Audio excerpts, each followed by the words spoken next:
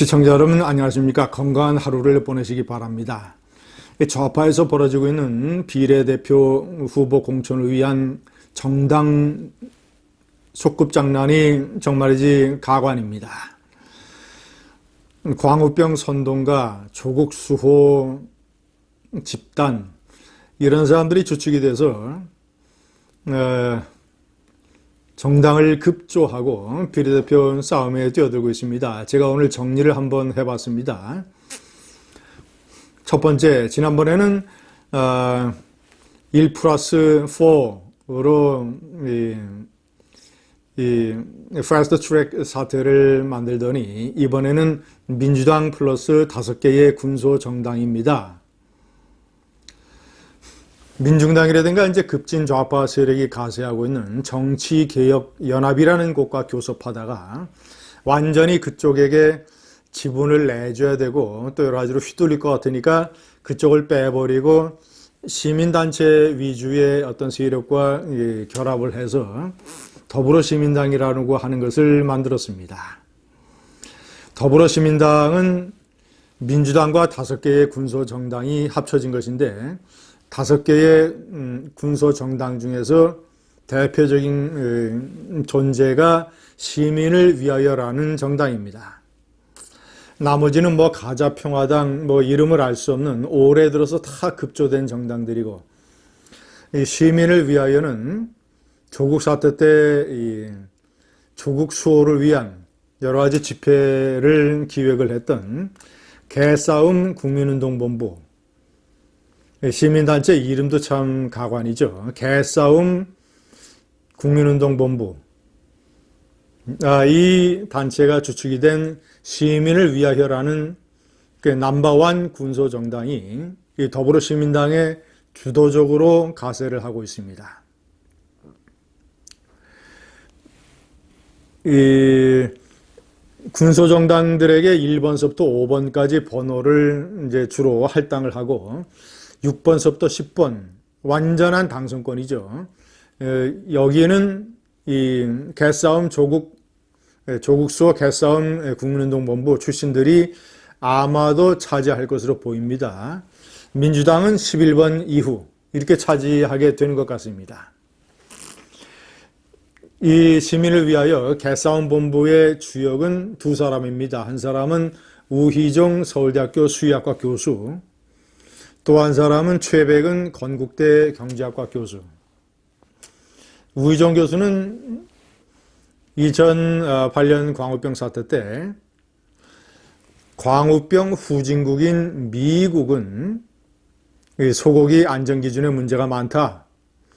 그런 미국의 소고기 안전기준을 믿고 미국산 소고기를 수입해서 쓰는 한국이 문제가 없다라고 하는 것은 말이 안 된다. 라는 식의 근거 없는 논리를 제공을 했습니다. 그래서 광우병 선동가들은 우희종 교수의 이 논리를 차용을 해서 미국산 쇠고기가 불안하고 위험하다라는 선동을 퍼뜨린 것이죠. 아무런 근거 없는. 미국이 광우병 후진국이 아니라 광우병 선진국인데도 이런 식의 미국산 쇠고기를 매도를 했던 것입니다. 그리고 이 최백은 건국대 경제학과 교수, 이 사람은 조국 사태 때 시민단체들의 어떤 이 조국 퇴임식 이것을 기획을 해서 뭐라고 얘기했냐면 조국은 우리들의 영원한 법무장관이라고 얘기를 했습니다. 그러니까 광우병이라고 하는 것, 조국 수호라고 하는 것, 한국의 현대사에서 손꼽히는 집단적 어떤 광기, 집단적인 위선, 자, 이런 사태를 촉발하는 데에 크게 기여하거나 아니면 이런 사태를 주도했던 인물들이 더불어시민당의 핵심 세력인 시민을 위하여 그 정당의 핵심 세력인 개싸움 국민운동본부의 주도 세력인 것입니다. 광우병과 조국의 망령이 더불어시민당이라고 하는 비례대표 정당을 통해서 다시 한번 한국 정치권의 4.15 총선에 등장을 하게 되는 것입니다. 다시 말씀드리지만 이 개싸움 본부는 6번에서 10번 아주 핵심적인 자리죠. 그래서 이 조국 수호 투쟁에 관여를 기피했던 인사들이 대거 영입이 돼서 6번에서 10번까지 노른자위 번호를 받게 될 가능성이 대단히 높습니다.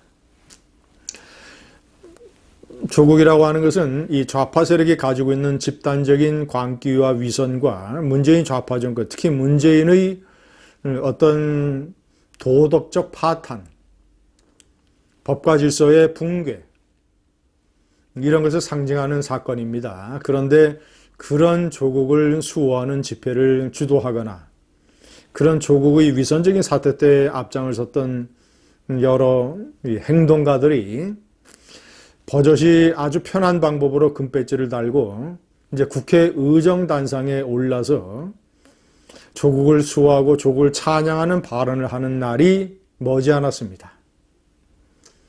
코로나의 혼란 사태 속에서 좌파 비례대표 정치 연극에서는 이런 막장극이 벌어지고 있습니다. 자, 이런 더불어시민당은 양정철 민주당의 민주정책연구원장, 그리고 낙검수의 김어준, 이런 사람들이 배후에 있거나 아니면 주도적인 역할을 한 것으로 다 드러나고 있습니다. 양정철은 자신이 협상의 전권을 위임받았다면서 처음의 민주당의 파트너였던 정치개혁연합과 비례대표 정당을 만들기 위한 여러 가지 협상을 벌이다가 갑자기 협상을 중단하고 시민사회 세력들을 주축으로 삼는 더불어시민당을 만드는 방법을 택했습니다.